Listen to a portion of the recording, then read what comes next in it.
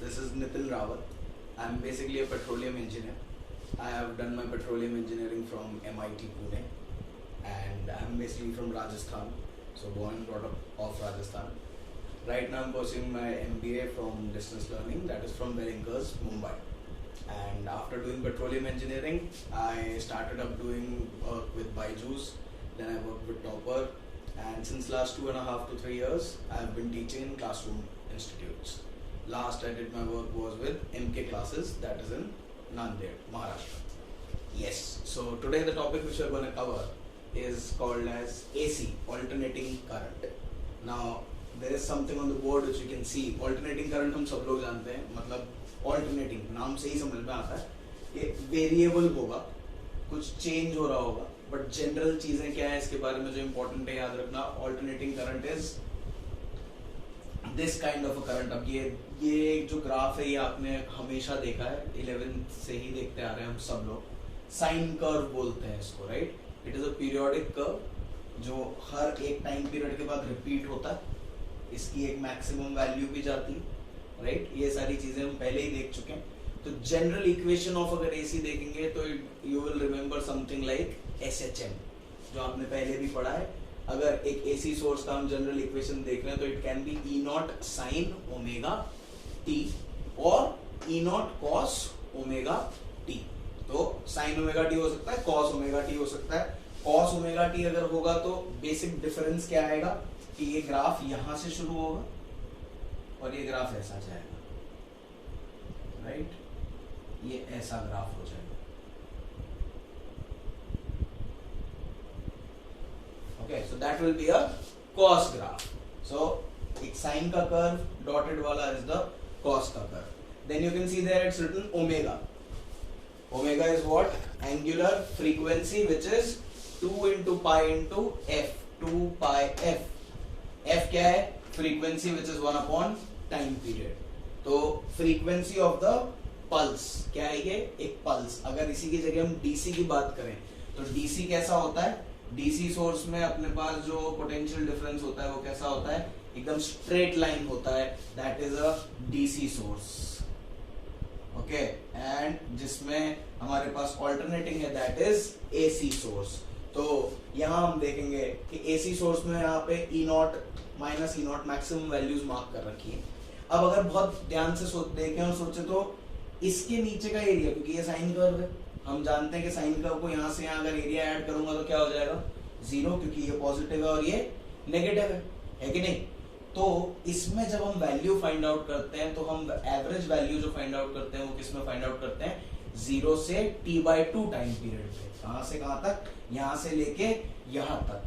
तो उसकी हम एवरेज वैल्यू फाइंड आउट करते हैं. तो let us try to find out the average value. To find the average value for half time period. कितना time period? Half time period. Full time period को लिखते हैं 2 पाई बाय ओमेगा, तो half time period क्या हो जाएगा? Pi by omega. ठीक है. तो E एवरेज t/2 से 0 से लेके t/2 E not sine omega T dt divided by 0 से t/2 dt. अब अगर मैं इसको इंटीग्रेट करता हूं तो साइन का इंटीग्रेशन क्या होता है? क्या होता है भाई? Minus cos. साइन का इंटीग्रेशन होता है माइनस कॉस. तो minus E not by omega cos omega T 0 से पाई बाय ओमेगा और नीचे आ गया t/2 माइनस 0. जब इसको ओपन करेंगे तो यह आ जाएगा 2 E not upon omega into t/2. अब ये आप कैसे किया तो देख लो कैसे किया. अभी पाई बाय ओमेगा यहाँ रखोगे, ओमेगा ओमेगा कट जाएगा, कॉस पाई हो जाएगा. कॉस पाई कितना होता है? -1. कॉस 0 कितना होता है? +1. तो जब रखेंगे तो +1 -1 माइनस ऑफ माइनस होके 2 E नॉट हो जाएगा. ठीक है भाई. E एवरेज देखा हमने कितना आया? 2 E not upon pi. 2 E not upon pi. या फिर I एवरेज देखेंगे तो 2 I नॉट अपॉन हो जाएगा पाई. 2 I नॉट बाय पाई. एक इंपॉर्टेंट चीज लिखी हुई है for a full cycle. Full cycle जैसे हमने पहले बात करी थी, अगर पूरी साइकिल होगी तो पूरी साइकिल में एवरेज वैल्यू हमेशा क्या आएगा? 0. चाहे I एवरेज निकाल रहे हो, चाहे E एवरेज निकाल रहे हो, जो भी लोगे वो फुल साइकिल में क्या हो जाएगा? 0 हो जाएगा. ग्रेट. दूसरा जो वैल्यू होता है उसे हम बोलते हैं IRMS या VRMS, रूट मीन स्क्वायर. तो रूट मीन स्क्वायर जो वैल्यू होती है वो कैसे डिराइव करी? क्योंकि हमने देखा कि अगर हम फुल साइकिल के लिए इवैल्यूएट कर रहे हैं तो फुल साइकिल में इवैल्यूएट करने के लिए हमारे पास एवरेज करंट क्या आ जा रहा है? 0. तो अब हम इसको और कैसे कर सकते हैं, अगर हम आई स्क्वायर को इवेल्युएट करेंगे तो आई स्क्वायर में क्या होगा, ये भी पॉजिटिव और ये भी पॉजिटिव हो जाएगा क्योंकि आई का स्क्वायर हो गया या बी का स्क्वायर हो गया। तो अगर स्क्वायर टर्म को इवेल्युएट करूंगा तो मैं इसकी एवरेज वैल्यू लेके आ सकता हूं, एक रूट मीन स्क्वायर वैल्यू लेके आ सकता हूं, ठीक है। तो वो लेके आएंगे, पर उसको निकालने का क्या तरीका है या उसके पीछे क्या सोचा गया कि अगर हम एक लॉन्ग टाइम पीरियड तक एक एसी सोर्स को लगा के रखें एक रेजिस्टेंस के साथ और सेम टाइम पे उसी रेजिस्टेंस के साथ एक डीसी सोर्स को लगा के रखें, ठीक है, तो वो जो डीसी सोर्स है जितनी हीट वो प्रोड्यूस कर रहा है उतनी ही हीट अगर ये एसी सोर्स भी प्रोड्यूस करेगा तो इस एसी सोर्स में से कितना करंट बहेगा। समझ रहे हो मेरी बात, तो ध्यान से सुनना। एक डीसी सोर्स हीट प्रोड्यूस करता है, हमने heating effects of electric current में पढ़ा है पहले। तो डीसी सोर्स हीट प्रोड्यूस कर रहा है, उतनी ही हीट एक एसी सोर्स भी प्रोड्यूस करेगा, तो वो एसी सोर्स में करंट कितना बह रहा होगा ये हमें जानना है। समझ रहे हो, ठीक है, क्लियर है। तो वो हम जानना चाहते हैं, value at which same heat is lost if a DC source is used. ठीक है, हमने इमेजिन किया करंट को I naught sine omega t, same इस तरीके से कि करंट वेरी कर रहा है, और उसके बाद हमने निकाला हीट लॉस क्या होता है, I V R M S square R मतलब रेजिस्टेंस इनटू डेल्टा टी जितने टाइम तक चल रहा है। उसी को अगर हम एसी सोर्स के लिए लिखेंगे तो क्या लिखेंगे, ये तो हमने डीसी सोर्स के लिए लिखा, एसी सोर्स के लिए लिखेंगे तो क्या लिखेंगे, आई टी का square into R into d t divided by हाँ नेक्स्ट स्टेप में यहां देखो I V square equals to I naught sine omega t square D t. तो अब यहाँ पे अगर आप देखोगे तो यहाँ आई वी के स्क्वायर में हमने यहाँ इसका स्क्वायर किया upon D T. Next step पे अगर आएंगे तो next step I V square equals to I not square sine square D T upon D T, 0 से t/2 0 से t/2। हमने हाफ साइकिल के लिए लिया है, इसी चीज को अगर आप फुल साइकिल के लिए भी करोगे तो भी सेम आएगा। ये आप करके एक बार ट्राई करना कि फुल साइकिल में वैल्यूज क्या आ रही हैं, दोनों में सेम वैल्यूज आती हैं। नेक्स्ट देखेंगे I not square sine square omega t को मैंने लिखा पहले 1 minus cos 2 omega T divided by 2। अगर हम याद करें तो डबल एंगल थ्योरम होती है, डबल एंगल थ्योरम का इस्तेमाल किया गया, sine square omega T is equals to 1 minus cos 2 omega T divided by 2।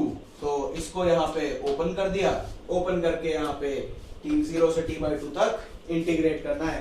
नीचे हमने पहले लिख दिया t/2 माइनस 0। अब नेक्स्ट स्टेप पे आएंगे I V square is equals to I not square t/2, I not square by 2, पहले से यहाँ 2 था बाहर क्योंकि 1 से मल्टीप्लाई किया था। नेक्स्ट जो टर्म होगा cos 2 ओमेगा टी, अगर इसको 0 से t/2 तक आप इंटीग्रेट करके देखोगे तो उसका वैल्यू आ जाएगा 0। आप एक बार डेफिनेटली करके देखना, पर उसका वैल्यू 0 आएगा, ये मैं आपको पहले से बता रहा हूँ, गिव इट अ ट्राई। तो आई नॉट स्क्वायर बाय 2 और यहाँ t/2 डिवाइडेड बाय t/2 दोनों कट गए, तो I V square is equals to I not square by 2। तो आई वी कितना आ गया, under root of I not square by 2, that is I naught by under root 2। ये आ गया आपका root mean square value of any current और voltage whatever we are considering. तो अब अगर इसके बाद हम एक चीज पे ध्यान दें कि अगर एक सर्किट है जिसमें हमने एक एसी सोर्स लगा रखा है और उस एसी सोर्स से रेजिस्टेंस, सिर्फ रेजिस्टेंस को कनेक्ट कर रखा है, तो क्या होगा, तो ये होगा कि एसी सोर्स रेजिस्टेंस से कनेक्टेड, ये लीजिए मान लेते हैं चलो कि हमारा जो E0 है वो E0 ऐसा जा रहा है, इसको क्या बोलते हैं, इसको फेजर डायग्राम बोलते हैं। इसके बारे में अपन डिटेल में स्टडी करेंगे जैसे जैसे अपन इस पूरे में आगे चलेंगे, और एसएचएम में हमने इसके पहले स्टडी किया भी है। तो इसको मैं यहाँ पे एक तरीके से दिखा रहा हूँ, वो तरीका अपना थोड़ा अपन चेंज भी कर सकते हैं। जैसे एक तरीका है कि आप E0 को यहाँ कंसिडर कर लो, अगर आप E0 को यहाँ कंसिडर कर लोगे तो रेजिस्टेंस के लिए I0 भी इसी के साथ में ही आएगा, इसी की लाइन में ही आएगा। और अगर हम ध्यान से देखेंगे तो अगर एक सिंपल सर्किट है जिसमें आपने एक एसी सोर्स लगा रखा है और रेजिस्टेंस कनेक्ट कर रखा है R का, तो अगर E इक्वल्स टू इतना है तो I क्या हो जाएगा, E0 divided by R sine omega T.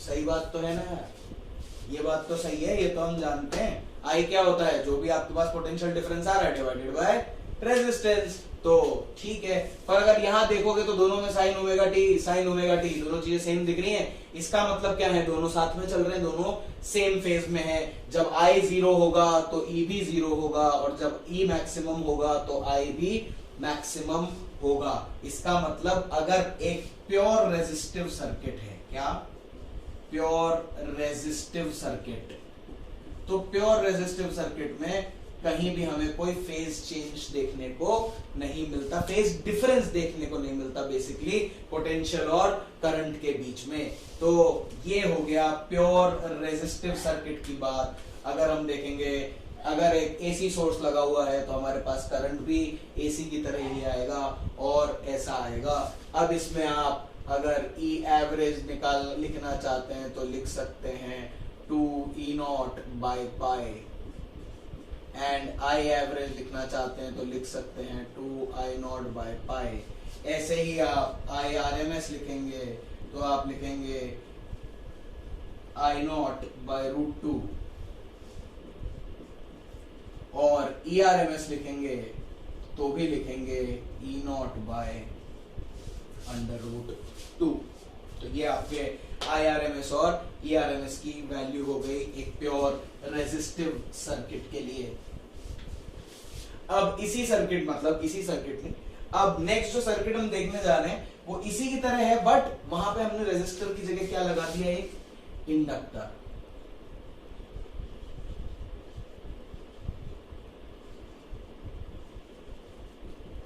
Inductor लगा दिया, ये भी ठीक है भाई। तो यहां हमने एक इंडक्टर लगा दिया, वापस से हमने यही लिया है कि ये E0 साइन ओमेगा टी की वैल्यू से हमें AC source potential difference provide कर रहा है, दिस इज प्लस माइनस। तो अब याद करो, पिछले ही चैप्टर में आपने पढ़ा इलेक्ट्रोमैग्नेटिक इंडक्शन। इलेक्ट्रोमैग्नेटिक इंडक्शन में हमने ये बात जानी थी कि जो भी इंडक्टर होता है वो क्या करता है, वो अपने आप में से जो होता हुआ चेंज है उसे रोकने की कोशिश करता है। तो जैसे ही आप उसको यहाँ कनेक्ट करते हो तो वो अपने यहाँ पे एक नेगेटिव और यहाँ पॉजिटिव पोटेंशियल बनाने लगता है और उल्टा चलने लगता है कि नहीं। ये बात तो हम पिछले चैप्टर में जानते थे। तो अब अगर इसी बात का हम इस्तेमाल करें और यहाँ पे किरचॉफ्स लूप लॉ लगा लें, तो लूप लॉ लगा के हम क्या निकाल पाएंगे कि इसके अक्रॉस जो ईएमएफ डेवलप होता है वो कितना होता है, -LdI/dt। कितना होता है, -LdI/dt। तो ये अगर -LdI/dt हो गया इसके अक्रॉस और किरचॉफ्स लॉ लगाओगे तो वहां क्या हो जाएगा, E0 sine omega T -LdI/dt is equals to 0। तो वो इक्वल टू 0 कर दोगे तो यहाँ आ जाएगा LdI/dt इक्वल्स टू, और L भी हटा दो यहाँ से, E0/L साइन ओमेगा टी।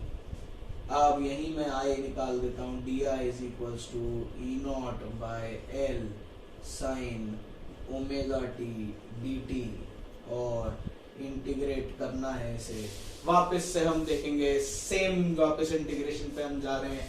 इसको हम इंटीग्रेट करेंगे 0 से लेके t/2 तक, इंटीग्रेट करेंगे 0 से t/2 तक। वैसे हम किसी भी टाइम तक कर सकते हैं, t/2 तक करने की जरूरत ही नहीं है, यहाँ पे किसी भी टाइम t तक कर लो। तो इंटीग्रेट करके लाएंगे तो आ जाएगा -E0/ωL cos omega T plus c।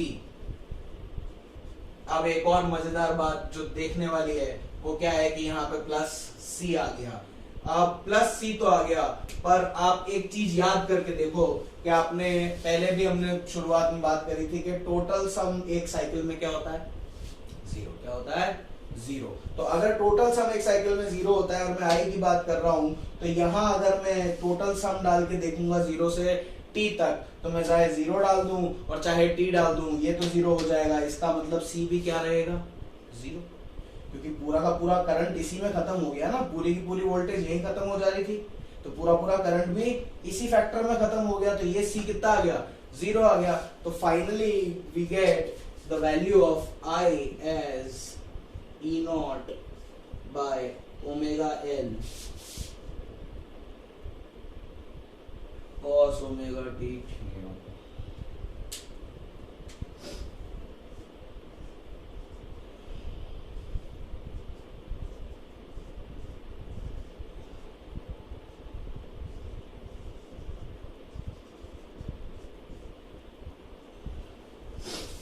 तो ये आ गया minus E not by omega L cos omega T. अब इसी चीज को अपन यहाँ लिख रहे हैं, और अब ये देखो वहां minus E not by omega L था, तो उसी माइनस को हमने यहाँ इंट्रोड्यूस कर दिया। कॉस में माइनस अंदर ले सकते हैं, कोई चेंज नहीं आता, तो अंदर ले लेंगे और इसको लिखेंगे साइन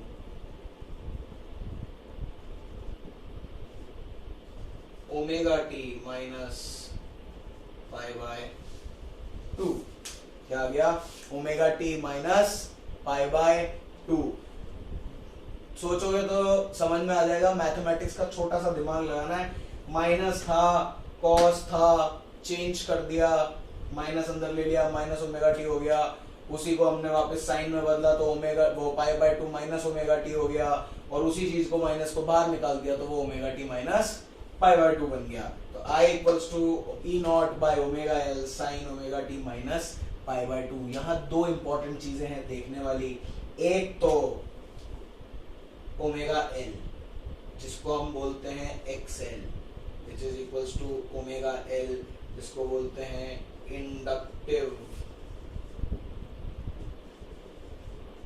रेजिस्टेंस और रिएक्टेंस। क्या बोलते हैं? इंडक्टिव रेजिस्टेंस और रिएक्टेंस ओमेगा एल को। और यहाँ एक इंपॉर्टेंट चीज हमने देखने को मिली which is this minus pi by 2।